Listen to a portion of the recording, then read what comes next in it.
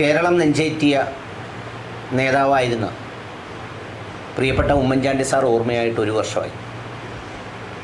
ഈ 1 വർഷക്കാലം അദ്ദേഹം ഓർമ്മയായിട്ടും നിയമസഭാ സമ്മേളനങ്ങളിലാകട്ടെ, വാർത്തകളിലാവട്ടെ, എന്തിലാകട്ടെ എവിടെയും ഉമ്മൻചാണ്ടി സാർ ഒന്ന് പരാമർശിക്കാതെ പോകുന്ന ദിവസങ്ങൾ തന്നെ ഇല്ലായിരുന്നു എന്നുള്ളതാണ് അതിൻ്റെ ഒരു പ്രത്യേകത. ഈ ഉമ്മൻചാണ്ടി സാറിൻ്റെ മരണവുമായി ബന്ധപ്പെട്ട് വളരെ വ്യത്യസ്തമായ ഒരുപാട് കാഴ്ചകൾ കേരളം ഇന്നലകളിൽ കണ്ടിട്ടില്ലാത്തതുപോലെ തെരുവുകൾ സാക്ഷ്യം വഹിച്ചു. സാധാരണക്കാരായ മനുഷ്യർ, പാവപ്പെട്ടവർ, നിലവിളിക്കുന്ന ജനക്കൂട്ടം, അങ്ങനെയൊരു ഇത്രയും വികാരനിർഭരമായ നെഞ്ചേറ്റി വെച്ചൊരു യാത്രയപ്പ് ഒരുപാട് പേരുടെ ഓർമ്മകളിൽ ഉണ്ടായിരുന്നില്ല. അക്കൂട്ടത്തിൽ അന്ന് സാമൂഹ്യ മാധ്യമങ്ങളിലൊക്കെ നിറഞ്ഞു നിന്ന ഒരു കുഞ്ഞിനെപ്പോലെ, അല്ലെങ്കിൽ ഒരു ഏറ്റവും പ്രിയപ്പെട്ട ഒരാൾ യാത്രയാവുമ്പോൾ പൊട്ടിക്കരയുന്നത് ഒരു ദൃശ്യം അന്ന് സാമൂഹ്യ മാധ്യമങ്ങളിലുണ്ടായിരുന്നു. അത് PC വിഷ്ണുനാഥ് എന്ന ഇപ്പോഴത്തെ കുണ്ടറ MLA-യുടെ ആ ഒരു സ്വാഭാവികമായ വികാരപരമായ ഒരു പ്രതികരണമായിരുന്നു അത്. അദ്ദേഹത്തിനോട് ഇത്രമേൽ ഹൃദയം ചേർത്ത് വെച്ച ആ ബന്ധത്തിൻ്റെ ഓർമ്മകൾ ഒന്ന് ഈ ദിവസങ്ങളിൽ സംസാരിക്കേണ്ടത് ആവശ്യമാണെന്ന് തോന്നിയതുകൊണ്ടാണ് തിരക്കുകൾക്കിടയിൽ അദ്ദേഹത്തെ ഇത്തരമൊരു ഓർമ്മകളിലേക്ക് പോകുന്നതിന് വളരെ അനൗപചാരികമായ ഒരു സംഭാഷണം എന്ന നിലയിൽ അത് വേണമെന്ന് ഞാൻ ആഗ്രഹിച്ചത്. സാർ, ഈ അത്രമേലൊരു ഹൃദയവികാരത്തോടെ ആ ഒരു നിമിഷം എല്ലാ നിയന്ത്രണവും നഷ്ടപ്പെട്ട ഒരവസ്ഥയിലേക്ക് എത്തുന്ന അത്രയും മനസ്സിൻ്റെ ഉള്ളിൽ ആ ഒരു ഹൃദയവേദന എങ്ങനെയായിരുന്നു? അതിൻ്റെ ഒരു പശ്ചാത്തലം എന്തായിരുന്നു? അല്ല, സാറ് സുഖമില്ലാണ്ടായി ഇവിടുത്തെയൊക്കെ ഒരു ചികിത്സയെല്ലാം കഴിഞ്ഞിട്ട് ബാംഗ്ലൂരിലേക്ക് പോകുമ്പോൾ ഞാൻ സ്ഥിരമായി അവിടെ പോയി, അതായത് ഡോക്ടർമാർ കാണാൻ അനുവദിക്കുന്ന സമയം വരെ ഞാൻ അദ്ദേഹത്തെ പോയി കാണാറുണ്ടായിരുന്നു. അപ്പോൾ അദ്ദേഹം സുഖമായി തിരിച്ച് വീണ്ടും എന്തായാലും വരും. വന്നിപ്പോൾ നമ്മുടെയൊക്കെ ഒരു ആഗ്രഹം, ഇപ്പോൾ പഴയതുപോലെ ഇറങ്ങി നടന്ന് അദ്ദേഹത്തിന് എല്ലായിടത്തൊന്നും പോകാനൊന്നും പറ്റിയില്ലെങ്കിൽ പോലും തിരിച്ചു വന്ന് ഈ പുതുപ്പള്ളി ഹൗസ് തിരുവനന്തപുരത്തെ അവിടുത്തെ കസേരയിലൊന്ന് ഇരുന്നാൽ മതി പുള്ളി. നമുക്കൊക്കെ വല്ലപ്പോഴും പോയി ഒന്ന് കണ്ട് സംസാരിക്കുക പോലും വേണ്ട, നമുക്കെന്തെങ്കിലുമൊക്കെ പറയാനുള്ളതൊന്ന് പറഞ്ഞ് നമ്മുടെ ഒരു ആശ്വാസം അവിടെ ഉണ്ടാക്കി തിരിച്ചു പോകാം, അല്ലെങ്കിൽ കണ്ടിട്ട് പോകാൻ, അങ്ങനെ ഒരു സാറിന് തിരിച്ച് നമുക്ക് കിട്ടും അവിടുന്ന് എന്നൊരു പ്രതീക്ഷയിലാണ് നമ്മളെല്ലാം ഉണ്ടായിരുന്നത്. അപ്പം ഞാൻ യഥാർത്ഥത്തിൽ തെലുങ്കാനയിൽ സംഘടനാപരമായ ചുമതലയുടെ ഭാഗമായിട്ട് 2 ദിവസത്തെ മീറ്റിംഗ് വെച്ച് പോയതാണ് അവിടുത്തെ DCC പ്രസിഡന്റുമാരുമായിട്ടുള്ള ഒരു കൂടിക്കാഴ്ചയ്ക്ക്. അതിൽ കുറേ DCCകളുടെ 1 ദിവസം പൂർത്തിയായി. രാത്രി വന്ന് റൂമിൽ കിടന്ന് പിറ്റേ ദിവസം വീണ്ടും ഉണ്ട്. വെളുപ്പിലെയാണ് ചാണ്ടി എന്നെ വിളിച്ചിട്ട് പ്രസിഡൻ്റെ അപ്പ പോയി എന്ന് പറഞ്ഞു. അപ്പോൾ എനിക്ക് പെട്ടെന്നത് ഉൾക്കൊള്ളാൻ കഴിഞ്ഞില്ല. അപ്പോൾ ഞാൻ സത്യം പറഞ്ഞാൽ നിങ്ങളിപ്പോൾ ആ കണ്ടതിനേക്കാൾ കൂടുതൽ ഞാൻ എൻ്റെ മുറിയിൽ ഇരുന്ന് കരുതി.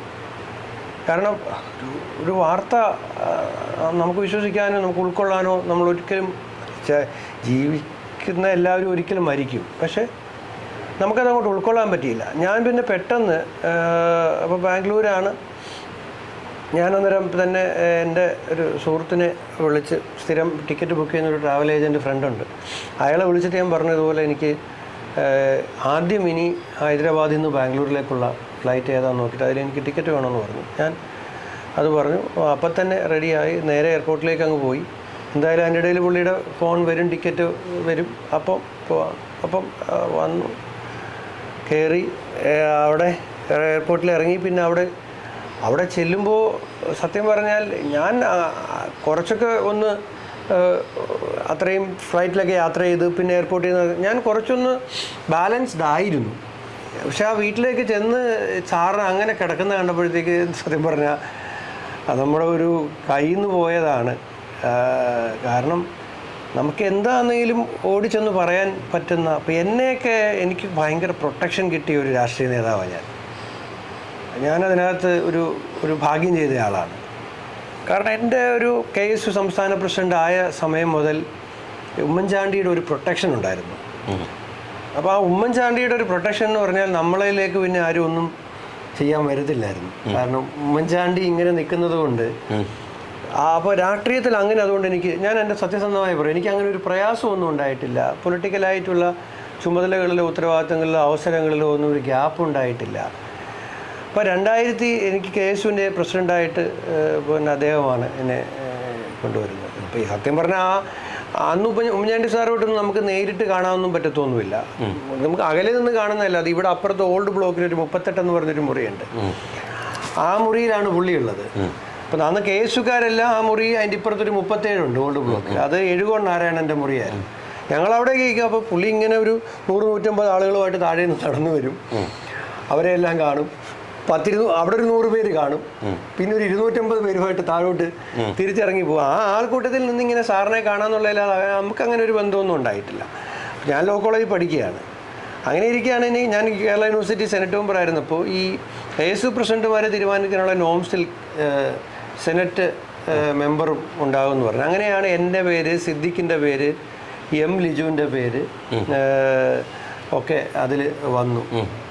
അപ്പോൾ അങ്ങനെ പിന്നെ അപ്പോൾ അദ്ദേഹത്തിനോടൊന്നും ഇല്ല.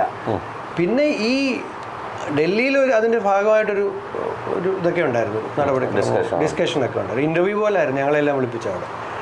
അപ്പോൾ അപ്പോഴാണ് ആദ്യമായിട്ട് അദ്ദേഹം സംസാരിക്കുന്നത്, നേരിട്ട് സംസാരിക്കുന്നു. അപ്പോൾ അതിൻ്റെ പുള്ളി പറഞ്ഞു, താൻ അവിടെ പോകണം, ഇന്നടത്ത് താമസിക്കണം, ഞാനതെല്ലാം ഏർപ്പാട് ചെയ്തിട്ടുണ്ട് എല്ലാം പറഞ്ഞു. അവിടെ എൻ്റെ താമസ സൗകര്യമെല്ലാം പുള്ളിയുടെ ഏർപ്പാട് ചെയ്തതെന്ന് തിരിച്ചു. അത് കഴിഞ്ഞ് ഞാനിങ്ങ് തിരിച്ചു പോയിരുന്നു.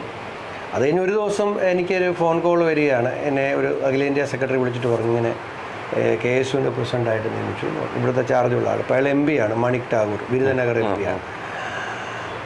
അപ്പോൾ എനിക്ക് ആദ്യം അത് കഴിഞ്ഞ് കുറച്ച് കഴിഞ്ഞപ്പോൾ സാർ എന്നെ വിളിച്ചു, തന്നെ ഇങ്ങനെ KSU പ്രസിഡൻ്റ് ആക്കിയിട്ടുണ്ട്. അന്നിങ്ങനെ ഈ ആൾക്കാരുടെ കയ്യിൽ അങ്ങനെ മറ്റ് ഇമെയിൽ ആണെങ്കിൽ പോലും ഒരു സാമൂഹ്യ മാധ്യമങ്ങളൊന്നും അതൊന്നുമില്ല. അതായത് ആക്ച്വലി AK ആൻ്റണി മുഖ്യമന്ത്രിയാണ്. AK ആൻ്റണിയുടെ മുഖ്യമന്ത്രിയുടെ ഔദ്യോഗിക വസതിയിൽ AICC എന്നൊരു ഫാക്സാണ് വരുന്നത്. ഫാക്സ് വന്നു കഴിയുമ്പോൾ ആൻ്റണി സാർ ഉമ്മൻചാണ്ടി സാറിനോട് വിളിച്ചു, ഇങ്ങനെ അവിടെ നിന്ന് ഓർഡറായിട്ട് വന്നിട്ടുണ്ടെന്ന് പറഞ്ഞു. വിളിച്ചു പറഞ്ഞു, ഞാൻ ഇത്രയും പറഞ്ഞത്. അപ്പോൾ അങ്ങനെയാണൊരു തുടങ്ങുന്നത്. പിന്നീട് ഞാൻ ഇതുപോലെ എനിക്കൊരു MLA ആകാൻ പറ്റുമെന്നൊന്നും എനിക്കറിയത്തില്ല. ഞാൻ ഈ ലോ കോളേജ് പഠിക്കുമ്പം ഈ നിയമസഭയുടെ മുമ്പിൽ കൂടെ നടന്നു പോകുന്നത് താഴെ PMGയിലോട്ട്. അപ്പോൾ ഇങ്ങനെ ചരിഞ്ഞ് ഞാൻ നോക്കിയിട്ടുണ്ട്. ഈ വലിയൊരു കെട്ടിടം, അതിലോട്ട് ആൾക്കാരൊക്കെ പോകുന്നു, കാറും. ഇതിനുള്ളിൽ നമുക്ക് വരാൻ പറ്റുമെന്നൊന്നും നമുക്കറിയില്ലായിരുന്നു. എൻ്റെ വീട്ടിൽ ആരും രാഷ്ട്രീയത്തിലുണ്ടായിരുന്നവരല്ല. എൻ്റെ അച്ഛൻ ശാസ്താംകോട്ടയിലെ വാട്ടർ അതോറിറ്റിയിലെ ഒരു സാധാരണ സെക്കൻഡ് ഗ്രേഡ് ഓവർസിയറായിരുന്നു. അപ്പോൾ പഞ്ചായത്തിൽ പോലും മത്സരിച്ച ഒരാളില്ല. നമ്മളിങ്ങനെ ശാസ്താംകോട്ട കോളേജിൽ KSU ആയി, യൂണിവേഴ്സിറ്റി യൂണിയൻ കൗൺസിലറായി, ആസ്പെക്ട് സെക്രട്ടറി ആയി, സെനറ്റ് മെമ്പറായി, അങ്ങനെ എല്ലാം വന്ന ഒരാളാണ്. അപ്പോൾ എനിക്കറിയില്ല ഇങ്ങനെ ഈ MLA സ്ഥാനത്ത് നിയമസഭയിൽ നമുക്കറിയില്ല. ഒരു ദിവസം ഞാനിങ്ങനെ, പക്ഷേ ഞാൻ KSU പ്രസിഡന്റ് ആയതുകൊണ്ട് KPCCയുടെ ഇലക്ഷൻ കമ്മിറ്റിയിൽ എക്സ് ഒഫീഷ്യ മെമ്പറാണ്. അപ്പം ഞാൻ ഇരിക്കുന്ന ആ കമ്മിറ്റിയിൽ എൻ്റെ പേര് പുനലൂർ അസംബ്ലിയിലേക്ക് ആര്യാടൻ മുഹമ്മദാണ് നിർദ്ദേശിക്കുന്നത്. അത് തീരുമാനത്തിൻ്റെ അടിസ്ഥാനത്തിലാണ്. അപ്പോൾ ഞാൻ കരുതി ഞാൻ പുനലൂർ മത്സരിക്കേണ്ടി വരും. ഞാൻ പക്ഷേ അതിലൊന്നും വലുതായിട്ട് ആകാംക്ഷപ്പെടാനും ആരെയും കാണാനും ഒന്നും പോയില്ല. ഞാനങ്ങ് വീട്ടിൽ പോയി, മാവടിയിൽ എൻ്റെ വീട്ടിൽ പോയി. പിന്നെ ഇങ്ങനെയൊക്കെ ഇവിടെ സ്ഥാനമോഹികളെല്ലാം കൂടെ തിക്കിത്തിരിക്കുന്ന സമയമാണ്.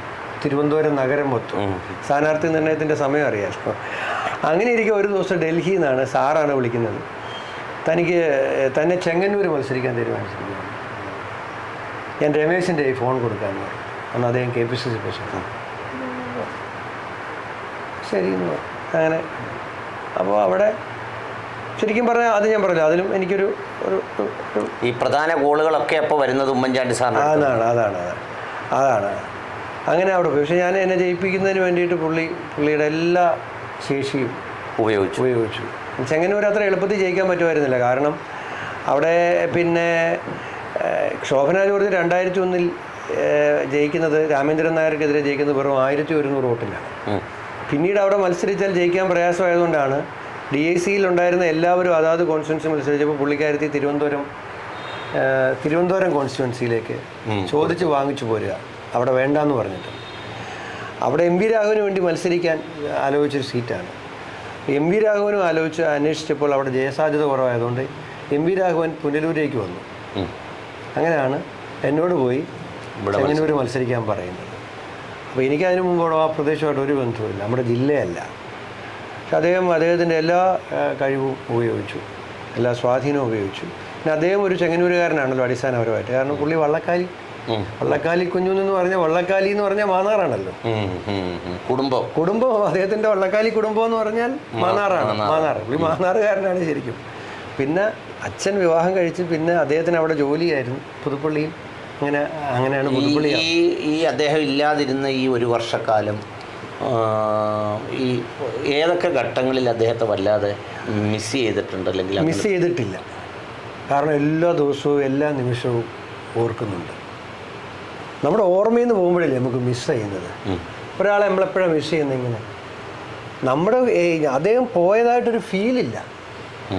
അത് ഡോക്ടർ പിന്നെ ഇതിൻ്റെ ഇൻട്രൊഡക്ഷൻ പറഞ്ഞപ്പോൾ പറഞ്ഞില്ലേ, നമ്മൾ അദ്ദേഹത്തെ ഓർക്കുന്ന വ്യക്തികളോ സാഹചര്യങ്ങളോ സന്ദർഭങ്ങളോ നമ്മുടെ എല്ലാ ദിവസവും ഉണ്ടാവും ഏതെങ്കിലും തരത്തിൽ.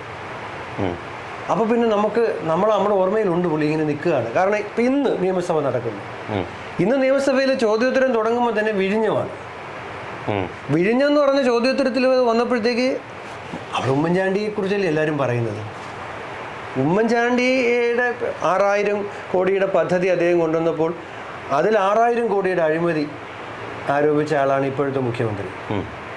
അന്ന് അത് കേട്ട് ഭയന്ന് അദ്ദേഹം ഈ പദ്ധതി ഉപേക്ഷിച്ച് പോയിരുന്നെങ്കിലോ അപ്പോൾ കപ്പൽ വരുമോ? പദ്ധതി യാഥാർത്ഥ്യമാവുമോ? ഇല്ല. ഇപ്പം ഞാൻ കഴിഞ്ഞ ആഴ്ച നിയമസഭയിൽ ശ്രുതി തരംഗം പറഞ്ഞു. അതായത് കോക്ലിയർ ഇംപ്ലാന്റേഷൻ. ശിഹാബുദ്ദീൻ പൊയ്ത്തുംകടവ് ഫേസ്ബുക്കിൽ എഴുതിയത് അങ്ങും വായിച്ച് കാണുമല്ലോ. ശിഹാബുദ്ദീൻ പൊയ്ത്തുംകടവിൻ്റെ അയൽപ്പക്കത്തുള്ള ഒരു സാധാരണ വീട്ടമ്മയുടെ ആവശ്യത്തെയാണ് ഉമ്മൻചാണ്ടി എന്ന ഭരണാധികാരി ഈ കേൾവി ശക്തിയില്ലാത്ത കുഞ്ഞുങ്ങൾക്ക് സർക്കാർ സൗജന്യമായി കോക്ലിയർ ഇംപ്ലാന്റേഷൻ നടത്തിയ ആയിരക്കണക്കിന് കുഞ്ഞുങ്ങൾ അമ്മയെന്നും അച്ഛനെന്നും ഒക്കെ വിളിക്കുന്ന, അല്ലെങ്കിൽ ഉമ്മായെന്നും വാപ്പായെന്നും ഒക്കെ വിളിക്കുന്ന ഒരവസ്ഥയിലേക്ക് അവരെ കൊണ്ടുവന്നത്. അപ്പം കഴിഞ്ഞ ആഴ്ച ഞാൻ സഭയിൽ പറഞ്ഞു, സാർ ഈ കുട്ടികളുടെ ഈ ചെവിയിൽ വയ്ക്കുന്ന ഉപകരണത്തിന് സാമൂഹ്യക്ഷേമ വകുപ്പ് മെയിൻ്റനൻസിന് പൈസ കൊടുക്കാത്ത കാരണം ഒരിക്കൽ കേൾവിശക്തി കിട്ടിയ കുഞ്ഞുങ്ങൾക്ക് ആ കേൾവിശക്തി കുറഞ്ഞു വരികയാണ്, കൈകൂപ്പി പറയുകയാണ് അവർക്ക് ആ പൈസ കൊടുക്കണമെന്ന് പറഞ്ഞു. നമ്മൾ ആരെ ഓർക്കുമ്പോഴാണ്? അപ്പം ഉമ്മൻചാണ്ടിയാണ് ഓർക്കുന്നത്. ഉമ്മൻചാണ്ടി ഓർക്കുമ്പോഴാണ് നമുക്ക് ആ കുട്ടികൾക്ക്. അപ്പം നമ്മൾ പറയാണ് ഉമ്മൻചാണ്ടി ഉണ്ടായിരുന്നെങ്കിൽ എന്നെ വന്ന് ഇന്ന ആളുകൾ വന്ന് കണ്ടിരുന്നു, താനത് നിയമസഭയിൽ പറയണം എന്ന് അദ്ദേഹം എന്നോട് പറയുമായിരുന്നു. അപ്പോൾ അദ്ദേഹം ഇപ്പോൾ യഥാർത്ഥത്തിൽ ഭൗതികമായി പറയുന്നില്ലെങ്കിൽ പോലും നമ്മളോട് പറയുകയാണ് അവിടെ പോയി അത് പറയണം, അവർക്ക് വേണ്ടി പറയണം. അപ്പം ഇന്ന് ഞാൻ അതിനുശേഷം ഇപ്പം അങ്ങ് നിയമസഭയെ വെച്ച് ഞാൻ കണ്ടു, അംഗനവാടിക്കാരുടെ കാര്യമാണ് പറഞ്ഞത്. കേരളത്തിലെ പാവപ്പെട്ട അംഗനവാടി ജീവനക്കാരുടെ പ്രയാസങ്ങൾ സഭയിൽ പറഞ്ഞു. അപ്പോൾ ഞാൻ പറഞ്ഞത് എന്താ, സാർ കേരളത്തിലെ അംഗനവാടിക്കാർക്ക് 2000 രൂപ ശമ്പളം ഉണ്ടായിരുന്നുള്ളൂ. ഉമ്മൻചാണ്ടിയും MK മുനീറും കൂടാണ് അവർക്ക് 10000 രൂപ ശമ്പളമാക്കിയത്. പിന്നെ 8 കൊല്ലമായിട്ട് 3000 രൂപയുടെ വർധനവേ ഉണ്ടായിട്ടുള്ളൂ. 8 വർഷത്തിൽ 3000 രൂപയുടെ വർധന. അതുകൊണ്ട് അത് കൂട്ടണമെന്ന് പറയുമ്പോൾ വീണ്ടും നമ്മൾ ഉമ്മൻചാണ്ടിയെയാണ് ഓർക്കുന്നത്. അപ്പം ഞാൻ ഓരോ സ്ഥലത്ത് പോകുമ്പോൾ ഇനി വലിയ വലിയ ആളുകളൊന്നുമല്ല, വളരെ. ഞാൻ കഴിഞ്ഞ ദിവസം തെലുങ്ക് ഹൈദരാബാദിൽ പോയപ്പോൾ എൻ്റെ റൂമിൽ ഒരാൾ വന്നിട്ട് എൻ്റെ മുമ്പിൽ നിന്ന് പൊട്ടിക്കരയാണ്. അപ്പോൾ അവിടുത്തെ ഒരു സാധാരണക്കാരനാണ് അയാൾ. ഉമ്മൻചാണ്ടി ഒരിക്കൽ ഹൈദരാബാദ് വന്നപ്പോൾ പോയി കണ്ടതാണ്. അയാളുടെ നമ്പർ എഴുതി വാങ്ങിച്ചിട്ട് പിന്നെ എപ്പോൾ ഹൈദരാബാദിൽ ചെന്നാൽ ഇയാളെ ഉമ്മൻചാണ്ടി വിളിച്ചിട്ട് പറയും, ഞാൻ ഇന്ന ദിവസം ഹൈദരാബാദിൽ വരുന്നുണ്ട്. അപ്പോൾ ഇയാൾ പറയും, ഞാൻ ആരാണ് അദ്ദേഹത്തിൻ്റെ മുമ്പിൽ? എന്നിട്ട് ഒരു ദിവസം KCRനെ കാണാൻ വേണ്ടി ഉമ്മൻചാണ്ടി പോയപ്പോൾ ഈ മനുഷ്യനെ കൂടെ കൂട്ടിക്കൊണ്ടുപോയിരുന്നു. അപ്പോൾ ഇയാൾ അന്തം വിട്ട് നിൽക്കുകയാണ്. അവരുടെ മുഖ്യമന്ത്രിയെ അവരുടെ മുഖ്യമന്ത്രിയെ കാണാൻ അവരുടെ മന്ത്രിമാർക്ക് സമയം കിട്ടാറില്ല. KCR എന്ന് പറഞ്ഞ ഒരു വളരെ ഏകാധിപതിയാണ്. ഫാം ഹൗസിലാണ് താമസിക്കുന്നത്, സെക്രട്ടേറിയറ്റിൽ പോലും വരത്തില്ല. എല്ലാ മന്ത്രിമാർക്കൊന്നും കാണാൻ പറ്റത്തില്ല. അയാളുടെ മകനും മരുമകനും KTR അല്ലെങ്കിൽ ഹരീഷ് റാവു ഒക്കെ കാണത്തുള്ളൂ. ബാക്കിയുള്ളവരൊക്കെ കടലാസ് കൊടുത്തു വിടത്തതേ ഉള്ളൂ. അങ്ങനെ ഒരുള്ള സ്ഥലത്ത് മുഖ്യമന്ത്രി. അപ്പോൾ ഇയാൾ ചോദിക്കുന്നത് അവരെ ആരും കാണുന്നു, എൻ്റെ കൂടെയല്ലേ വരുന്നത്, ഇപ്പോൾ തന്നെ എന്തായാലും കയറ്റുമെന്ന് പറഞ്ഞു. അപ്പോൾ ഇയാളോട് സാർ അതിന് ശേഷം പറഞ്ഞു, എന്നെ എന്തിനെ കൊണ്ടുപോയി ചോദിച്ചപ്പോൾ പറഞ്ഞു, എനിക്ക് ഒരുപാട് കാര്യങ്ങൾ ഇവരുമായിട്ട് ബന്ധപ്പെട്ട്. അപ്പോൾ തന്നെ കൊണ്ട് ഞാൻ CMന് ഇൻട്രൊഡ്യൂസ് ചെയ്താൽ താൻ ഇനി വരുമ്പോൾ തനിക്ക് ആ പരിഗണന ഇവിടെ കിട്ടും. അപ്പോൾ അയാൾ പറയുകയാണ് അദ്ദേഹത്തിന് ആരെയൊക്കെ ചൂസ് ചെയ്യാം, എന്നെപ്പോലെ ഒരു പാവപ്പെട്ടവൻ, ഒരു സാധാരണക്കാരനെ. അപ്പോൾ പിന്നീട് KCR ഇയാളെ കാണുമ്പോൾ ഭയങ്കര പരിഗണന കൊടുത്തിരുന്നു. കേരള ചീഫ് മിനിസ്റ്റർ കൂടെ കൂട്ടിക്കൊണ്ടുവന്ന് ചുമതലപ്പെടുത്തിയിരിക്കുന്ന ഒരാൾ. ഇത് പറയുമ്പോൾ MLAയോട് ഞാൻ ചോദിക്കാനുള്ളത്, ഈ ഉമ്മൻചാണ്ടി സാറിനെ കുറിച്ച് ഇത്രമേൽ സംസാരിക്കാനെല്ലാം തുടങ്ങിയത് അദ്ദേഹത്തിൻ്റെ ഈ മരണത്തിന് ശേഷമാണ്. അദ്ദേഹം ജീവിച്ചിരിക്കുമ്പോൾ അദ്ദേഹത്തെ വല്ലാതെ വളഞ്ഞിട്ട് വേട്ടയാടിയപ്പോൾ അല്ലെങ്കിൽ അല്ലാതെ വല്ലാതെ വളഞ്ഞിരുന്നപ്പോൾ ഇത്തരമൊരു പ്രതിരോധമോ ഇത്തരമൊരു ശബ്ദമോ ഒരു സ്വന്തം പാർട്ടിയിൽ നിന്നോ പാളയത്തിൽ നിന്നോ പോലും ഉണ്ടായില്ല എന്ന് ഞാൻ പറഞ്ഞാൽ അങ്ങയുടെ അഭിപ്രായം? അദ്ദേഹത്തിന് ശരിയാണ്, അദ്ദേഹത്തിന് അങ്ങനെ ഇല്ലായിരുന്നെങ്കിൽ അദ്ദേഹം ഇപ്പോഴും നമ്മുടെ കൂടെ ഉണ്ടാകുമായിരുന്നു. യഥാർത്ഥത്തിൽ അദ്ദേഹത്തിൻ്റെ ഈ രോഗാവസ്ഥ മൂർച്ഛിക്കുന്നതിൻ്റെ ഒരു കാരണം അദ്ദേഹം അനുഭവിച്ച, ചെയ്യാത്ത കുറ്റത്തിന് അദ്ദേഹം അനുഭവിച്ച മാനസിക സമ്മർദ്ദമാണ്.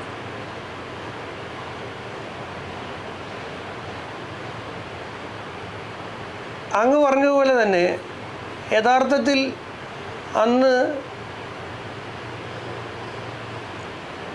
ആ നിലയ്ക്കൊരു പ്രതിരോധമൊന്നും ഉണ്ടായിട്ടില്ല. നമ്മൾ വസ്തുതാവസ്ഥതായിട്ടൊക്കെ പറയണം. പ്രത്യേകിച്ച് ഉമ്മൻചാണ്ടി അനുസ്മരിക്കുന്ന സമയത്ത് പോളിഷ്ഡ് ആയിട്ടുള്ള കുറച്ച് പദപ്രയോഗങ്ങൾ ഉപയോഗിച്ച് യാതൊരു ആത്മാർത്ഥതയില്ലാതെ സംസാരിക്കുന്നതിൽ ഒരർത്ഥവുമില്ല, ഉണ്ടായില്ല. പക്ഷെ അദ്ദേഹത്തിന് പൂർണ്ണ വിശ്വാസം ഉണ്ടായിരുന്നു. അദ്ദേഹത്തിന് കുറ്റവിമുക്തനാക്കിയ CBIയുടെ റിപ്പോർട്ട് അദ്ദേഹം വായിച്ചിട്ടുണ്ടായിരുന്നു ജീവിച്ചിരിക്കുമ്പോൾ തന്നെ. കോടതിയിൽ നിന്ന് അതിൻ്റെ പകർപ്പ് കിട്ടിയായിരുന്നു. പക്ഷെ ഫൈനൽ ജഡ്ജ്മെൻറ്റ് വരുന്നവരെ അദ്ദേഹം മിണ്ടിയില്ല. കാരണം അതിന്മേൽ പിന്നെ ഒരുപാട് നിയമ നടപടിക്രമങ്ങളുണ്ട്. അദ്ദേഹം അറിഞ്ഞിട്ടാണ് പോയത് പൂർണ്ണമായി. ഈ ഗവൺമെൻറ് CBI ആണ് ഏൽപ്പിച്ചത്. ഒരു കോൺഗ്രസ് മുഖ്യമന്ത്രിയെ BJPയുടെ ഒരു പ്രധാനമന്ത്രിയും അവരുടെ സംവിധാനവും, അദ്ദേഹം പ്രവർത്തക സമിതി അംഗം കൂടിയാണ്. കൂടെയുള്ളവർ ഒക്കെ മറ്റാളുകളെന്ന് പറഞ്ഞാൽ AICCയുടെ സംഘടനാ ചുമതലയുള്ള ജനറൽ സെക്രട്ടറി അടക്കമുള്ളവർ അതിനകത്ത് ആരോപണ വിധേയരായിട്ടുണ്ട്. തെറ്റായ രൂപത്തിൽ അവരെയും ആരോപിതരാക്കിയിട്ടുണ്ട്. ഉമ്മൻചാണ്ടി അവരൊക്കെയാണ് 1, 2. സ്വാഭാവികമായിട്ടും അവരുടെ മുമ്പിലേക്ക് ഇതിനെ എറിഞ്ഞു കൊടുത്താണ് സംസ്ഥാന ഗവൺമെൻറ്. പക്ഷെ ഉമ്മൻചാണ്ടിക്ക് 100% വിശ്വാസം ഉണ്ടായിരുന്നു. താൻ ഒരു തെറ്റും ചെയ്തിട്ടില്ല, അതുകൊണ്ട് തന്നെ ഒന്നും സംഭവിക്കില്ല. ഈ കേസിൽ ആദ്യം പ്രതിയാക്കിയപ്പോൾ എല്ലാവരും പറഞ്ഞാണ് ഹൈക്കോടതിയിൽ പോയി ജാമ്യം എടുക്കണം. ആദ്യം പറഞ്ഞ് വന്ന് അറസ്റ്റ് ചെയ്തോട്ടെ, ഞാൻ ജാമ്യം എടുക്കത്തില്ല, FIR ഘോഷ് ചെയ്യാൻ അപേക്ഷയും കൊടുക്കത്തില്ല. അത്ര നമ്മൾ സാധാരണ ഉമ്മൻചാണ്ടി ആൾക്കാർ കാണുന്നത് ആൾക്കൂട്ടത്തിൻ്റെ നടുവിൽ നിന്നും ആനുകൂല്യങ്ങൾക്ക് അപേക്ഷയിൽ ഒപ്പിട്ട് കൊടുക്കുന്ന ഒരു ആനുകൂല്യ വിതരണക്കാരൻ നിലയിലാണ്. അതിനും അപ്പുറം ഉമ്മൻചാണ്ടി കേരളം കണ്ട ഏറ്റവും ശക്തനായ, ധീരനായ രാഷ്ട്രീയ നേതാവായിരുന്നു. ഏറ്റവും മികച്ച അഡ്മിനിസ്ട്രേറ്ററായിരുന്നു. അതുകൊണ്ടാണല്ലോ കൊച്ചി മെട്രോ, കണ്ണൂർ വിമാനത്തോളം, വിഴിഞ്ഞം അന്താരാഷ്ട്ര തുറമുഖം അടക്കമുള്ള കാര്യങ്ങൾ എല്ലാ ജില്ലയിലും മെഡിക്കൽ കോളേജുകളൊക്കെ വന്നത്. അതുപോലെ തന്നെ അദ്ദേഹത്തിൻ്റെ പൊളിറ്റിക്കൽ വിൽ പവറും പക്ഷേ അദ്ദേഹം വളരെ വലുതായിരുന്നു. അത് ഞാൻ പറഞ്ഞത്, താങ്കൾ പറഞ്ഞതിലേക്ക് തന്നെ വന്നാൽ ശരിയാണ്, കുറച്ചാളുകളുണ്ടായിരുന്നു. പക്ഷേ എല്ലാ നിലയ്ക്കും അദ്ദേഹത്തിന് ഈ നിലയിലെല്ലാം വേട്ടയാടുന്ന സമയത്ത് പ്രതിരോധം തീർക്കാൻ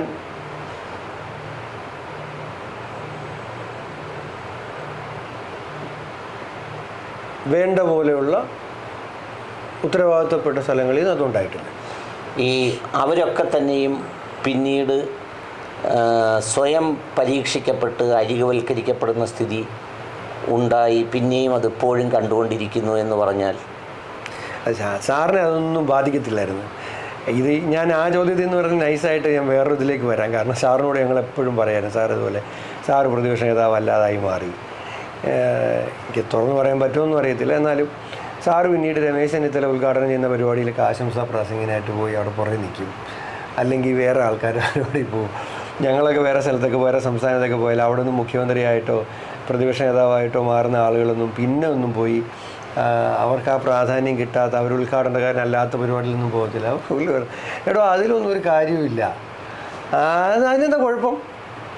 അപ്പം നമ്മൾ വേറെ ചില ഉയർന്ന നേതാക്കന്മാരുടെ ഉദാഹരണമൊക്കെ ചോദിക്കും, അവരൊക്കെ ഈ പാർട്ടിയിലുണ്ടല്ലോ, അവരാരും പോകുന്നില്ലല്ലോ.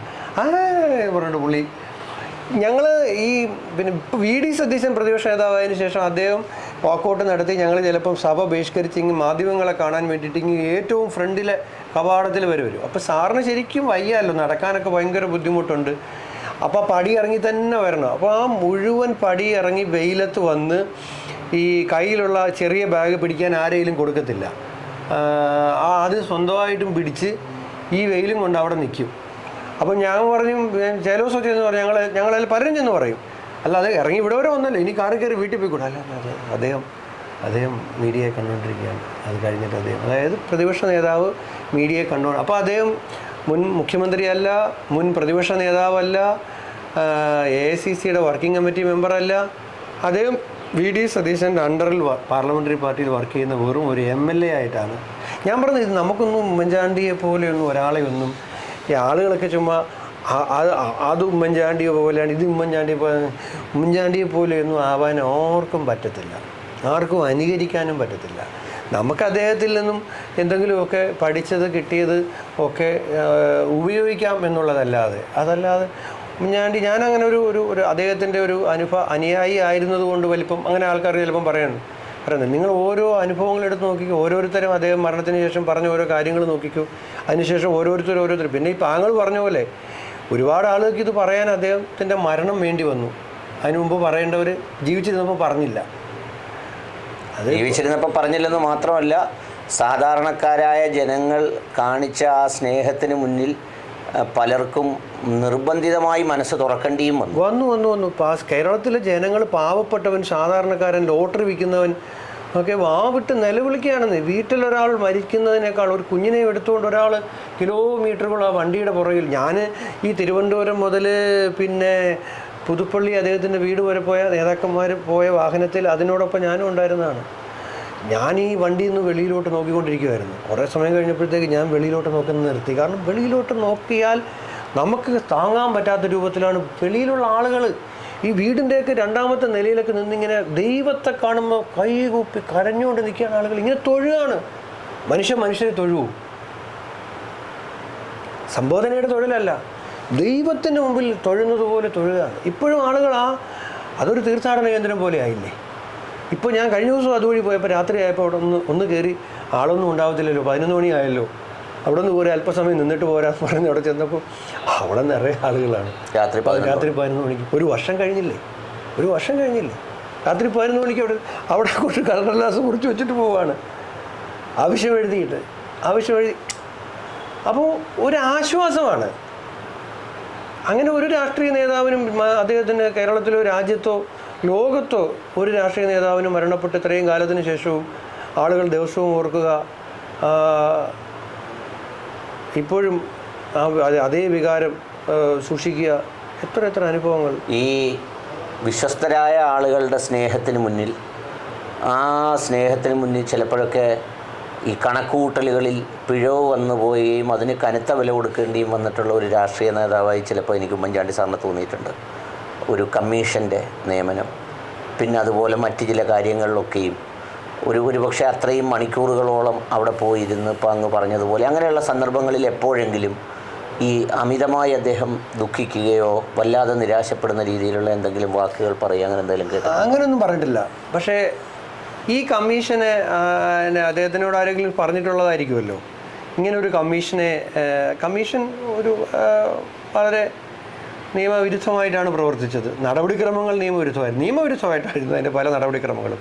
അത് ഹേമേന്ദ്രൻ സാർ ഒരു പുസ്തകം എഴുതിയിട്ടുണ്ട്. മുൻ DGP SITയുടെ ചീഫുമായിരുന്നു അദ്ദേഹം. SIT ചീഫായിരുന്നു. അദ്ദേഹത്തിൻ്റെ പുസ്തകത്തിൽ കമ്മീഷൻ നിയമവിരുദ്ധമായി എങ്ങനെയൊക്കെയാണ് പ്രവർത്തിച്ചതെന്ന് ഒരു IPS ഉദ്യോഗസ്ഥൻ എന്ന നിലയിൽ അത് എഴുതിയിട്ടുണ്ട്. നമ്മളൊക്കെ സാറിനോട് ചോദിച്ചിട്ടുണ്ട്, ഈ കമ്മീഷൻ ഇദ്ദേഹത്തിൻ്റെ പേര് സാറിനോട് ആരാണ് ശുപാർശ ചെയ്തത് ഇദ്ദേഹത്തെ വെക്കാം എന്നുള്ളത്? കാരണം ആരും ചെയ്യത്തില്ല. അതുപോലൊരു PSC ചെയർമാൻ. കാരണം ഇന്ന് വെച്ചാൽ അത് പിന്നെ ഇദ്ദേഹം കൂടെ ഉൾപ്പെട്ടൊരു കാര്യം അന്വേഷിക്കുകയല്ലേ, ഇദ്ദേഹത്തിനെതിരെ ആരോപണമുള്ളൊരു കാര്യം അന്വേഷിക്കുകയല്ലേ. അദ്ദേഹം ഈ മരിക്കുന്നത് വരെ ആരാണ് ഈ ഇദ്ദേഹത്തിൻ്റെ പേര്, ഈ കമ്മീഷൻ്റെ പേര് ഇതിൻ്റെ ചെയർമാനായിട്ട്, ഈ കമ്മീഷൻ്റെ ചെയർമാനായിട്ട് ശുപാർശ ചെയ്തെന്നുള്ള കാര്യം ഞങ്ങളോട് ആരോടും പറഞ്ഞിട്ടില്ല. 2, ആരും ചെയ്യുന്നതല്ല. കാരണം ഇദ്ദേഹം ഈ കമ്മീഷൻ LDF ഗവൺമെൻറ്റിൻ്റെ കാലത്ത് ഒരു കോർപ്പറേഷൻ്റെ ചെയർമാനായിരുന്നു. UDFൻ്റെ കാലത്തല്ല, പിന്നെ അത് കണ്ടിന്യൂ ചെയ്യുകയായിരുന്നു. UDF ഗവൺമെൻറ് വന്നപ്പോൾ LDF ഗവൺമെൻറ്റിൻ്റെ കാലത്ത് അവർ നിയമിച്ച ഒരു കോർപ്പറേഷൻ്റെ ചെയർമാനായിരുന്ന ഒരാളെ തീരുമാനിക്കുന്നു. അടുത്ത കേട്ടോ, അടുത്തതെന്താ? ടേംസ് ഓഫ് റെഫറൻസ് ഉണ്ടാക്കി. ടേംസ് ഓഫ് റെഫറൻസ് ഉമ്മൻചാണ്ടിയുടെ ആണല്ലോ ഉണ്ടാക്കുന്നത്, ക്യാബിനറ്റിൽ അംഗീകരിച്ച് കൊടുക്കുന്നു. ടേംസ് ഓഫ് റെഫറൻസിൽ പറഞ്ഞാൽ എന്താ? ഈ വിഷയത്തെക്കുറിച്ച് പിന്നെ നിയമസഭയിൽ പ്രതിപക്ഷം ഉന്നയിച്ച മുഴുവൻ ആരോപണങ്ങൾ, നിയമസഭയ്ക്ക് പുറത്ത് ഇതിനെ സംബന്ധിച്ച് ഉയർന്നു വന്ന മുഴുവൻ ആരോപണങ്ങൾ, മാധ്യമങ്ങളുടെ ചർച്ചകളിൽ ഇത് സംബന്ധിച്ച് ഉയർന്നു വന്ന ആരോപണങ്ങൾ. അത് കാരണം എന്തു പറ്റി? എല്ലാ മാധ്യമങ്ങളുടെയും ഈ ചീഫ് എഡിറ്റർമാർ, അവതാരകർ, ഇവരെല്ലാം സോളാർ കമ്മീഷൻ വിളിച്ചു വരുത്തിയിട്ട് അവരെല്ലാം പോയിട്ട് മൊഴി കൊടുത്തല്ലോ. കാരണം ടേംസ് ഓഫ് റെഫറൻസിനകത്തുണ്ട്, മാധ്യമങ്ങളിൽ വന്നതുപോലും. അപ്പം അദ്ദേഹത്തിന് എതിരെ ഒരു ആരോപണം ഉയർന്ന ഒരു കമ്മീഷൻ അന്വേഷിക്കാൻ വരുമ്പോൾ അദ്ദേഹത്തിന് തീരുമാനിക്കാം ടേംസ് ഓഫ് റെഫറൻസ്, അല്ലെങ്കിൽ ക്യാബിനറ്റിന് തീരുമാനിക്കാം. പക്ഷെ അദ്ദേഹം അതിന് എന്തെല്ലാം ഉണ്ടോ അതെല്ലാം പരിശോധിച്ച് അതിൽ നിന്നെല്ലാം കുറ്റവിമുക്തനാകണം എന്ന ഒരു വാശിയുണ്ടായിരുന്നു. എന്ന് മാത്രമല്ല, ഇതിൻ്റെ കാലാവധി കഴിഞ്ഞു, വേണമെങ്കിൽ അദ്ദേഹത്തിൻ്റെ ഗവൺമെൻറ്റിൻ്റെ കാലത്ത് തന്നെ ഇത് അവസാനിപ്പിച്ച് ഇത് തീർക്കാം. പക്ഷെ അദ്ദേഹം അതിങ്ങനെ നീട്ടിക്കൊടുത്തു കൊണ്ടുപോയി. അതിനകത്ത് ഒരു തരത്തിലും ഒരു ഇടപെടൽ നടത്തിയെങ്കിൽ അവർ തന്നെ പറഞ്ഞു, ഇത്രയും അദ്ദേഹത്തിനെതിരായി നിൽക്കുന്ന ഒരാൾക്ക് തന്നെ പറയാല്ലേ. പിന്നെ ഈ നിയമസഭയിൽ അച്യുതാനന്ദൻ എന്ന് പറഞ്ഞ 10,000 കോടിയുടെ അഴിമതി ഈ കാര്യത്തിൽ ഉമ്മൻചാണ്ടി നടത്തിയിട്ടുള്ളതായിരുന്നു. 10 രൂപയുടെ അഴിമതി അദ്ദേഹത്തിന് എതിരായ കമ്മീഷൻ വെച്ച ഒരു റിപ്പോർട്ട് 10 രൂപയുടെ അഴിമതി ഉണ്ടെന്ന് കണ്ടെത്തിയോ? ഈ പറഞ്ഞ മുഴുവൻ രാഷ്ട്രീയ നേതാക്കന്മാർക്കും ഏതെങ്കിലും ഒരു കടലാസ് കഷ്ണം അദ്ദേഹത്തിനെതിരെ തെളിവായിട്ട് കൊടുക്കാൻ പറ്റുമോ? സർക്കാരിൻ്റെ ഒരു നയ പൈസ ആരോപണ വിധേയരായിട്ടുള്ള ആളുകൾക്ക് പോയിട്ടുണ്ടോ എന്ന് തെളിയിക്കാൻ പറ്റുമോ? ഒന്നുമില്ല. ഒരു കത്ത് 3-4 തവണ മാറി എഴുതിയ ഒരു കത്ത് ഇതിൻ്റെ ഉള്ളടക്കമായിട്ട് ചേർത്തു. കപിൽ സിബലിനെ ഹൈക്കോടതിയിൽ കപിൽ സിബലിന് പ്രതിഫലം വാങ്ങിക്കണമെന്ന് ഉമ്മൻചാണ്ടി വാശി പിടിച്ചു. കപിൽ സിബൽ പറഞ്ഞു വാങ്ങിക്കത്തില്ലെന്ന് പറഞ്ഞു. ഉമ്മൻചാണ്ടി പറഞ്ഞു, വാദിക്കാൻ വരുന്നത് പ്രൊഫഷണൽ കാര്യമാണ്, എൻ്റെ കയ്യിൽ നിന്ന് പ്രതിഫലം വാങ്ങണമെന്ന് പറഞ്ഞു. കപിൽ സിബലിന് ഇദ്ദേഹത്തോടുള്ള ബഹുമാനം കൊണ്ട് അദ്ദേഹം പറഞ്ഞില്ല, വാങ്ങത്തില്ല. അവസാനം എഗ്രിമെൻ്റായി, പകുതി എങ്കിലും വാങ്ങണമെന്ന് പറഞ്ഞു. അത് അദ്ദേഹം കൊടുത്തു. ഒറ്റ തവണയെ കപിൽ സിബൽ ഹാജരായുള്ളൂ. കേരള ഹൈക്കോടതി വാദിച്ച് ആ ലെറ്റർ, ആ കമ്മീഷൻ റിപ്പോർട്ടിൽ നിന്ന് മാറ്റാൻ കേരള ഹൈക്കോടതി ഉത്തരവ് കിട്ടും. അതും മാറിക്കഴിഞ്ഞപ്പോൾ പിന്നെ എന്താ ഉള്ളത്? എന്തിനായിരുന്നു ഈ മനുഷ്യനെ കൊല്ലാക്കൊല ചെയ്തത്, വേട്ടയാടിയത്? ഒരു പക്ഷേ ഉമ്മൻചാണ്ടി 16 വീണ്ടും അധികാരത്തിൽ വന്നു, 21 വരെ കേരളത്തിൽ മുഖ്യമന്ത്രി ആയിരുന്നെങ്കിൽ കേരളത്തിന് എന്തുമാത്രം പ്രയോജനം കിട്ടുമായിരുന്നു? നഷ്ടം കേരളത്തിനല്ലേ? ഈ 5 വർഷം കൊണ്ട് അദ്ദേഹം കൊണ്ടുവന്ന കാര്യങ്ങളല്ലേ പിന്നീട് വന്നവരെല്ലാം ഇപ്പോൾ ഉദ്ഘാടനം ചെയ്യുന്നു. അദ്ദേഹത്തിന് കുറച്ചു കാലം കൂടെ ജീവിക്കാൻ പറ്റുമായിരുന്നല്ലോ.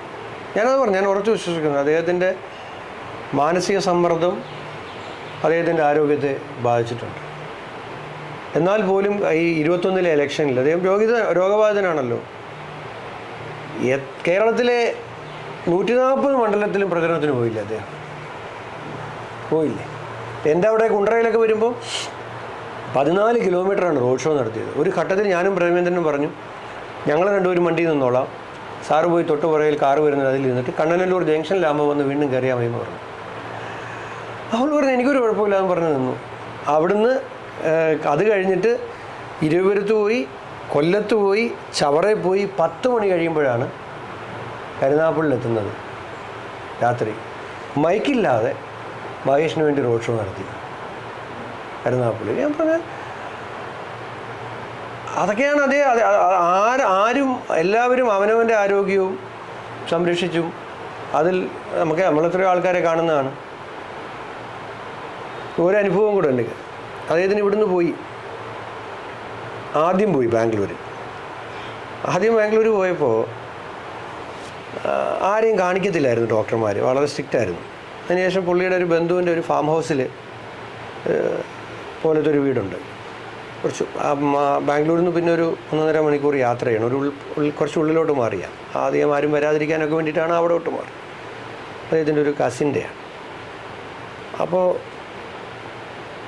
നമ്മളൊക്കെ ഇവിടുന്ന് പോയി കാണണമെന്നുണ്ട്. അപ്പോൾ ഞാനൊന്ന് വിളിച്ചു, അദ്ദേഹത്തിൻ്റെ മകളുണ്ടായിരുന്നു കൂടെ. വിളിച്ചു ചോദിച്ചു, ഇങ്ങനെ സാറിനെ കാണാൻ പറ്റുമോ? അങ്ങനെയാണെങ്കിൽ നാളെ ഒന്ന് വരാനായിരുന്നു. അപ്പം ഡോക്ടർമാർ കാണിക്കുന്നില്ല, ആരും കാണണ്ടെന്നാണ് പറഞ്ഞിരിക്കുന്നത്. അന്ന് ഡോക്ടർ പറഞ്ഞു, സാർ അങ്ങ് വല്ലാതെ ഡിപ്രഷനിലായി. ഈ ആൾക്കൂട്ടത്തിൻ്റെ ഇടയിൽ നിന്നൊരു മനുഷ്യൻ പെട്ടെന്ന് അവിടെ പോയി ഒരാഴ്ചയോളമായി അന്നേരത്തേക്ക് ആരെയും കാണാൻ പറ്റുന്നില്ല. പുള്ളിയുടെ മൂഡ് മനസ്സിലായി, ഡോക്ടറിന് കാര്യം മനസ്സിലായി. അപ്പോൾ ഡോക്ടർ ഇവരെ വിളിച്ചിട്ട് പറഞ്ഞു, ഇതുപോലെ വളരെ അടുപ്പമുള്ള ആളുകൾ പുള്ളി ഒന്ന് കാണാൻ അനുവദിക്കുന്നത് നല്ലതായിരിക്കുന്നു. അങ്ങനെ പുള്ളി ഇവരെ വിളിച്ച് ഡോക്ടർ പറഞ്ഞു. ഇവർ പോയി പുള്ളിയോട് ചോദിച്ചു. 3-4 പേരൊക്കെ പുള്ളി പറഞ്ഞു. അപ്പോൾ എന്നെ വീണ്ടും അവിടെ നിന്ന് വിളിച്ചിട്ട് പറഞ്ഞു, ഇങ്ങനെ കാണാമെന്ന് പറയുന്നുണ്ട്. അപ്പോൾ ഞാൻ സന്തോഷമായി. പിറ്റേ ദിവസം തന്നെ ഞാൻ അപ്പോൾ രാവിലെ സാറിങ്ങനെ ചോദിച്ചു, മറിയയോട് ചോദിച്ചു, ഞാനിങ്ങനെ വരുന്നുണ്ടല്ലോ, എപ്പോഴാണ് വരുന്നത്? അപ്പോൾ എന്നെ വിളിച്ചപ്പോൾ ഞാൻ പറഞ്ഞു 11:30. അപ്പോൾ 11:30 ഇവിടുന്ന് കയറത്തേ ഉള്ളൂ. 12:30 ബാംഗ്ലൂർ എത്തത്തുള്ളൂ. പിന്നെ 1 മണിക്കൂർ യാത്രയുണ്ട് അങ്ങോട്ട്, 1 മണിക്കൂർ കൂടുതലുണ്ട്. പക്ഷെ ഇവർ കേട്ടിട്ട് പറഞ്ഞത് തെറ്റിപ്പോയി. 11:30. ഓ, ഞാനവിടെ ചെന്നപ്പോഴത്തേക്ക് അവർ പറയാണ് ഇത് 11:30 കരുതിയിട്ട് 11:30 മണി മുതൽ ആ വീടിൻ്റെ വരാന്തയിൽ വന്ന് പുള്ളി ഇരിക്കുകയാണ്, ഞാനിപ്പോൾ വരും എന്ന് പറഞ്ഞിട്ട്. അപ്പോൾ ഞാനവിടെ ഇറങ്ങിയപ്പോൾ എന്നെ വിളിച്ചു. അപ്പോൾ ഞാൻ പറഞ്ഞു, ഞാൻ പറഞ്ഞത് കേട്ടത് തെറ്റിപ്പോയത്, ഞാൻ 12:30 ഇപ്പോൾ എത്തിയതേ ഉള്ളൂ, ഇനി 1 മണിക്കൂർ യാത്രയുണ്ട്. അത് വിഷ്ണു 11:30 വരുമെന്ന് പറഞ്ഞ് ഒരാളിവിടെ ഇറങ്ങി വരാന്ത പോലെ നീളത്തിലൊരു വരാന്ത, അവിടെ ഇങ്ങനെ ഇരിക്കാന്ന് പറഞ്ഞു. ഈ ഏത്തപ്പഴം നമ്മുടെ നാട്ടിൽ കിട്ടുന്ന പഴം കിട്ടത്തില്ല അവിടെ റോബസ്റ്റ പോലത്തെ പഴമാണ്. അപ്പോൾ അത് വാങ്ങിച്ചുകൊണ്ട് ചെല്ലണമെന്ന് പറഞ്ഞിട്ടുണ്ടായിരുന്നു. അപ്പോൾ ഞാനിവിടുന്ന് കുറച്ച് ഏത്തപ്പഴമൊക്കെ വാങ്ങിച്ചുകൊണ്ടാണ് പോയത്. ചെന്നപ്പോൾ എന്തോ ഒരു സന്തോഷമായിരുന്നു. കാരണം സാറിന് ആൾക്കാരില്ലാതിരിക്കുക എന്ന് പറഞ്ഞാൽ പുള്ളിക്ക് സങ്കല്പിക്കാൻ കഴിയില്ല. എൻ്റെ ഒരു സുഹൃത്ത്, ഒരു മാധ്യമപ്രവർത്തകന് പുള്ളിയെക്കുറിച്ച് പറഞ്ഞൊരു വാചകമുണ്ട്, വിശ്രമിച്ചാൽ ക്ഷീണിക്കുന്ന ഒരാളാണ് ലോകത്ത് ഉമ്മൻചാണ്ടി. നമുക്ക് ക്ഷീണം വരുമ്പോഴാണ് നമ്മൾ വിശ്രമിക്കുന്നത്. പക്ഷേ ഈ പുള്ളിക്ക് വിശ്രമിച്ചാൽ ക്ഷീണം വരും. ആൾക്കാരെ കണ്ടുകൊണ്ടിരിക്കണം, പ്രവർത്തിച്ചുകൊണ്ടിരിക്കണം.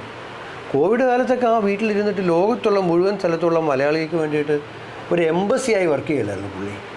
വിവരം കിട്ടുന്നു, കുറിച്ചെടുക്കുന്നു, അവിടെ വിളിക്കുന്നു, ആസ്ട്രേലിയ വിളിക്കുന്നു, ദുബായിൽ വിളിക്കുന്നു, അവിടുന്ന് ആളുകളെ ഇങ്ങോട്ട് കൊണ്ടുവരാമെന്ന് നോക്കുന്നു, രാവിലെ മുതൽ രാത്രി വരെ. ഒരു കാര്യം കൂടി ചോദിച്ചോട്ടെ, ഇപ്പം അങ്ങേ ഉമ്മൻചാണ്ടി സാറിന് ആൾക്കൂട്ടത്തോടുള്ള അറ്റാച്ച്മെൻറ്റും അതൊക്കെ പറഞ്ഞൊരു കൂട്ടത്തിൽ ഈ അദ്ദേഹത്തിന് ഇങ്ങനെ ഈ രോഗമായി അല്ലെങ്കിൽ അദ്ദേഹം ക്ഷീണിതനായി ഇനി ഈ പൊളിറ്റിക്കൽ ഫ്രെയിമിൽ അത്രമേലൊരു കരുത്തോടെ നിൽക്കാൻ കഴിയില്ല എന്ന് തിരിച്ചറിഞ്ഞപ്പോൾ അദ്ദേഹം ആർക്കൊക്കെ വേണ്ടി നിന്നുവോ അല്ലെങ്കിൽ ആർക്കൊക്കെ വേണ്ടി ശബ്ദമുയർത്തിയോ ആർക്കൊക്കെ വേണ്ടി പടവെട്ടിയോ അങ്ങനെയൊക്കെ ഉള്ള ചിലരെങ്കിലുമൊക്കെ ഒരു ഈ അകന്നു പോകുന്ന ഭാവത്തിലൊക്കെയുള്ള ചില പ്രതികരണങ്ങളും ചില ചർച്ചകളുമൊക്കെ പലയിടങ്ങളിലും ഉണ്ടായിരുന്നു. ഈ രാഷ്ട്രീയത്തിൽ നമ്മളിപ്പോൾ ഈ പറയുന്ന വ്യക്തിബന്ധങ്ങളുടെ സ്നേഹങ്ങളിലൂടെ കൈപിടിച്ചു കൊണ്ടുവരുന്ന ആളുകളെയൊക്കെയും ഏത് ഘട്ടം വരെ പിന്തുടരണം അല്ലെങ്കിൽ ഏത് ഘട്ടം വരെ എത്തണമെന്നൊക്കെ പറയുന്നതിനുള്ള ഒരു ഒരു ഒരു ധാർമ്മിക ചർച്ചയും യഥാർത്ഥത്തിൽ അത്തരം സംഭവങ്ങളോടൊപ്പം ഉണ്ടായിരുന്നു. അതൊക്കെ അവർ വ്യക്തികൾ ആര് തീരുമാനിക്കേണ്ടതാണ്. സാറിന് കാര്യത്തിലൊക്കെ വിഷമമൊക്കെ ഉണ്ടായിരുന്നു. കാരണം സാർ എക്സ്ട്രീം പൊസിഷൻ എടുത്ത് പല കാര്യങ്ങളും സംരക്ഷിച്ചവരാണ് നമ്മളെല്ലാവരും. ഞാൻ എൻ്റെ കാര്യം പറഞ്ഞല്ലോ, എൻ്റെ എല്ലാവരുടെയും കാര്യത്തിൽ അങ്ങനെ എത്രയോ ആളുകളുണ്ടായിരുന്നു. അവരിൽ ചില ആളുകളിലൊക്കെ ഉണ്ടായ ചില മാറ്റങ്ങളൊക്കെ അദ്ദേഹത്തിന് വിഷമം ഉണ്ടാക്കിയിട്ടുണ്ടായിരുന്നു. പക്ഷെ ചില ആളുകളുടെ എന്നോടത്ത് വിളിച്ച് പറയുമായിരുന്നു, അവരെ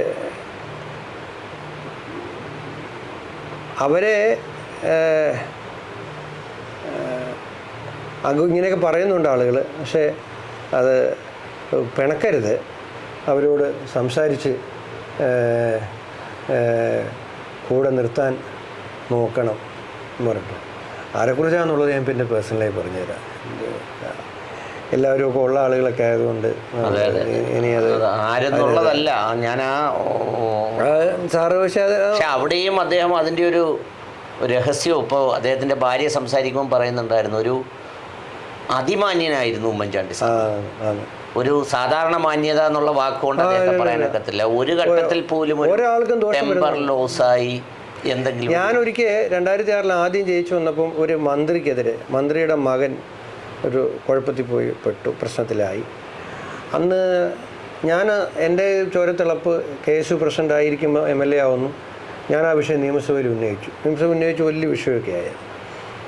പിറ്റേന്ന് അതിൽ ഉൾപ്പെട്ട പരാതിക്കാരി വീണ്ടും ഒരു പരാതി വേറൊരു ബോഡിയിൽ കൊണ്ട് കൊടുത്തപ്പോൾ അതിൻ്റെ കോപ്പിയൊക്കെ എനിക്ക് കിട്ടി. അപ്പം ഞാൻ വീണ്ടും അത് ഉന്നയിക്കാം പിറ്റേ ദിവസം എന്ന് വിചാരിച്ചാൽ റെഡിയായിരിക്കുക.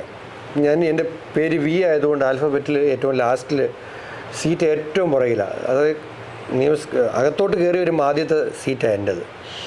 അപ്പോൾ ഇദ്ദേഹം പിറ്റേ ദിവസം വരികയാണ്. അപ്പോൾ എൻ്റെ സീറ്റിൻ്റെ അടുത്ത് വന്നു.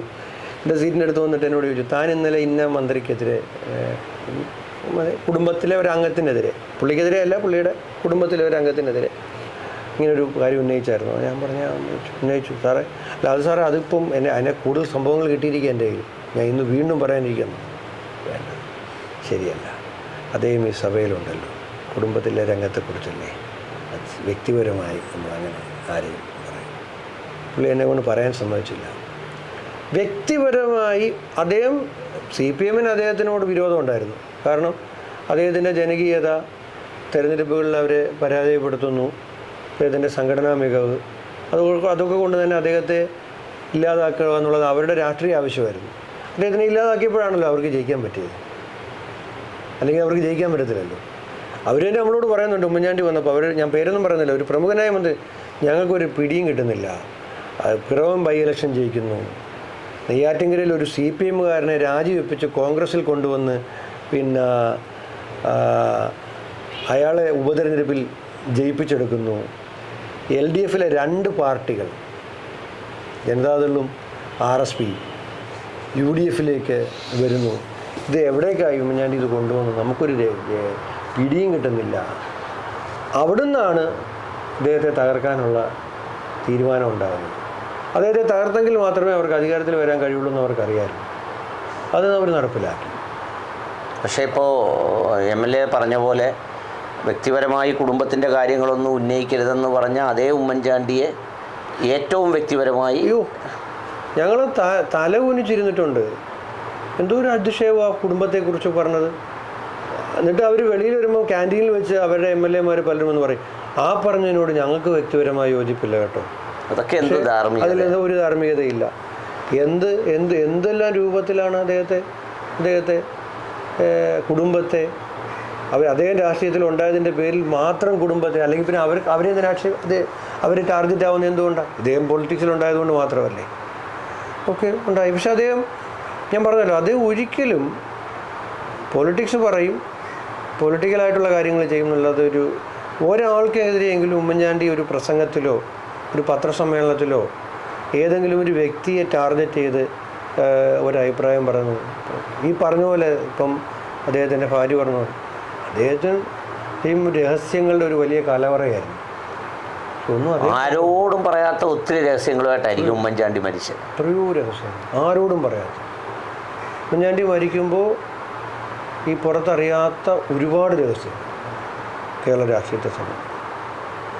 അദ്ദേഹത്തിൻ്റെ ആത്മകഥയിൽ ഒരിടത്ത് പറയുന്നുണ്ട്, 80-ലെ ഗവൺമെൻറ് വീഴാൻ പോകുന്ന സമയത്ത് അന്ന് കോൺഗ്രസ്സിലെ ഒരു വിഭാഗം നയനാർ ഗവൺമെൻറ് പിന്തുണ കൊടുത്തിരിക്കുകയാണ്. ദേശീയ തലത്തിലുണ്ടായ ഒരു പിളർപ്പാണ് എന്നൊക്കെ പറഞ്ഞിട്ട് ആൻ്റണി, ഉമ്മൻചാണ്ടി, വയലാർ രവി എല്ലാം. അതിൽ കുറച്ച് പേര് ചാക്കോയൊക്കെ ക്യാബിനറ്റിലുമുണ്ട്. പക്ഷെ അതിനിടയിൽ ഉമ്മൻചാണ്ടി അങ്ങനെ അവരുമായിട്ട് കൂടുന്നതിന് രാഷ്ട്രീയമായിട്ട് പുള്ളിക്കൊരു വിയോജിപ്പുണ്ടായിരുന്നു. പക്ഷെ എന്നാലും അവരെല്ലാം ഒരുമിച്ച് നിൽക്കും. അപ്പോൾ കരുണ ലീഡർ ഈ ഗവൺമെൻറ്റിനെ വീഴ്ത്തണം എന്നുള്ള രൂപത്തിലേക്ക് വന്നു. അതിൻ്റെ ചർച്ചകൾ തുടങ്ങി. അപ്പോൾ രഹസ്യമായി, ഗവൺമെൻറ് അവരുടേതാണ്, നയനാർ മുഖ്യമന്ത്രിയാണ്. അപ്പോൾ തിരുവനന്തപുരത്ത് ഒരു വീട്ടിൽ വെച്ച് ഇതിൻ്റെ പ്രാഥമികമായ ചർച്ചയ്ക്ക് ഉമ്മൻചാണ്ടിയെ കാണാനായിട്ട് ഇവർ തീരുമാനിക്കുന്നു. ലീഡറിൻ്റെ കാർ ഒഴിവാക്കുന്നു, ഡ്രൈവറെ ഒഴിവാക്കുന്നു. എന്നിട്ട് വേറൊരു സുഹൃത്തിൻ്റെ കാറിൽ വരികയാണ്. അപ്പോൾ ആത്മകഥയിൽ എഴുതിയിട്ടുണ്ട്, പുള്ളിനെ പറഞ്ഞു കൊടുത്തതാണ്.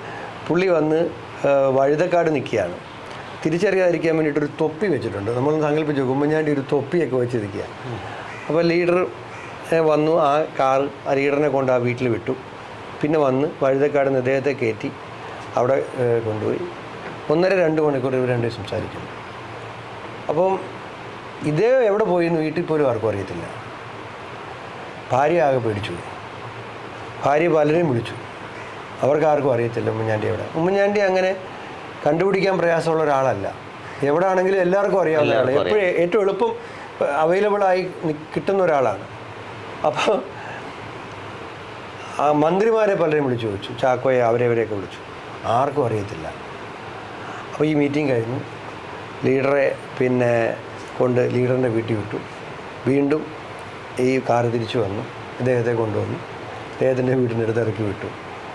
അപ്പോൾ കേരള രാഷ്ട്രീയത്തിൽ ഉമ്മൻചാണ്ടി മിസ്സിങ് ആയ 2 മണിക്കൂറാണത്. സ്വന്തം ഭാര്യയ്ക്ക് പോലും അറിയത്തില്ല ഇദ്ദേഹം എവിടെ പോയിരുന്നതാണ്. അപ്പം അതിനുശേഷം പിന്നീടുണ്ടായ സംഭവങ്ങൾ പിന്നെ തിരുവനന്തപുരം DCC ഓഫീസിൽ കയറി അന്ന് നയനാരുടെ പോലീസ് തല്ലി, അതൊരു കാരണമായി ഈ ഗവൺമെൻറ് പിന്തുണ പിൻവലിക്കുന്നു, ഗവൺമെൻറ് താഴെ പോകുന്നു. പക്ഷേ അതിൻ്റെ തുടക്കം ഇവിടുന്നാണ്. അത് തന്നെ ഞാൻ പറഞ്ഞത്, അദ്ദേഹം ഇങ്ങനെ ഒരു പുസ്തകം എഴുതാൻ തീരുമാനിക്കുന്ന സമയത്താണ് ഈ കാര്യം പോലും അദ്ദേഹം പുറത്തോട്ട് പറയുന്നത്. അല്ലെങ്കിൽ അങ്ങനെ ലീഡറുമായിട്ട് അങ്ങനെ ഒരു കൂടിക്കാഴ്ച നടത്തിയെന്നോ ഒന്നും ആണെങ്കിൽ എന്തെങ്കിലും ഒരു ഞാനായിരുന്നു അതിൻ്റെ ആളെന്നൊക്കെ പറഞ്ഞിട്ട് ഈ നമ്മൾ പൊതുവിൽ രാഷ്ട്രീയക്കാർക്ക് എന്തെങ്കിലും അവരുടെ ഭാഗത്തുനിന്നും അവർ ചെയ്തൊരു കാര്യം പറയുമ്പോൾ അത് എങ്ങനെയെങ്കിലും പരമാവധി ആളോട് പറഞ്ഞ് അതിൻ്റെ ഒരു മെയിൻ നടിച്ച് അങ്ങനൊന്നുമില്ല. ഇപ്പം ഈ ചുരുക്കത്തിൽ ഞാൻ അവസാനമായി ചോദിക്കുന്നത് ഒരു ഒരു ഒരു ഒരു ഒരു പൊളിറ്റിക്കൽ വിദ്യാർത്ഥിക്ക്, ഒരു വരും കാലത്തെ രാഷ്ട്രീയ വിദ്യാർത്ഥിക്ക്, നിലവിലുള്ള പൊതുപ്രവർത്തകർക്ക് ഒരു ഉമ്മൻചാണ്ടി എന്ന് പറയുന്ന ഒരു രാഷ്ട്രീയക്കാരനിൽ നിന്നും യഥാർത്ഥത്തിൽ പഠിക്കാനുള്ള ഒരു പ്രധാന പാഠം എന്താണ്? ഒന്ന്, അദ്ദേഹത്തിന് ജനങ്ങളോടുള്ളൊരു കമ്മിറ്റ്മെൻ്റാണ് ഒന്നാമത്തത്. ജനങ്ങൾ തന്നെയായിരുന്നു. അതിപ്പം പലരും അതിനുശേഷം ജനങ്ങൾ അദ്ദേഹത്തോട് കാണിക്കുന്ന സ്നേഹത്തിന് ശേഷം കൂടുതൽ ആളുകൾ, എല്ലാ രാഷ്ട്രീയത്തിലുള്ളവർക്ക് അവരെക്കോടുള്ള ജനാഭിമുഖ്യം കൂടിയിട്ടുണ്ട്. ശ്രദ്ധിച്ചാൽ മനസ്സിലാവും. പ്രത്യേകിച്ച് ഉമ്മൻചാണ്ടിയുടെ വിയോഗത്തിന് ശേഷം ആരും പുസ്തകം നോക്കി പഠിപ്പിച്ചു കൊടുത്തതല്ല, ആളുകൾ മനസ്സിലാക്കി തിരിച്ചറിയുകയാണ്. അദ്ദേഹത്തിൻ്റെ സഹിഷ്ണുത, ഏത് വലിയ പ്രതിസന്ധി വന്നാലും അതിനെല്ലാം സഹിഷ്ണുതയോടുകൂടി അദ്ദേഹം നേരിടും. 3, വ്യക്തിപരമായ ഒരു വിരോധം കൊണ്ട് നടക്കുക, പരാമർശം നടത്തുക, അധിക്ഷേപിക്കുക. ഉമ്മൻചാണ്ടി അധിക്ഷേപിച്ചു എന്ന് പറഞ്ഞൊരു പരാതി ഞാൻ ഇതുവരെ ആരിൽ നിന്നും കേട്ടിട്ടില്ല. ഉമ്മൻചാണ്ടി ഇങ്ങനെ മോശമായിട്ട് സംസാരിച്ചു, ഉമ്മൻചാണ്ടി ഒരു പറയാൻ പാടില്ലായിരുന്നു. രാഷ്ട്രീയക്കാർക്കൊക്കെ ഇപ്പോൾ ഏതെങ്കിലുമൊക്കെ ഘട്ടത്തിൽ നമ്മുടെ ഈ കൂൾ നഷ്ടപ്പെട്ട് നമ്മൾ ക്ഷുഭിതനാകേണ്ട സന്ദർഭങ്ങളൊക്കെ ഉണ്ടാകും. പുള്ളിയുടെ ഏറ്റവും വലിയ തെറി, ചീത്ത എന്ന് പറഞ്ഞാൽ മോശമായിപ്പോയി എന്നുള്ളതാണ്. നമ്മൾ എന്തെങ്കിലും ഒരു വലിയ തെറ്റ് ചെയ്തു, അത് പുള്ളിക്ക് ബോധ്യമായിട്ടുണ്ടെങ്കിൽ പുള്ളി നമ്മളോട് പറഞ്ഞു മോശമായിപ്പോയി. അത് കേട്ടാൽ നമുക്ക് ഭയങ്കര പ്രശ്നമാണ്. കാരണം നമുക്കറിയാം പുള്ളിയുടെ ഭാഗത്തുള്ള ഏറ്റവും വലിയ വഴക്കാണ്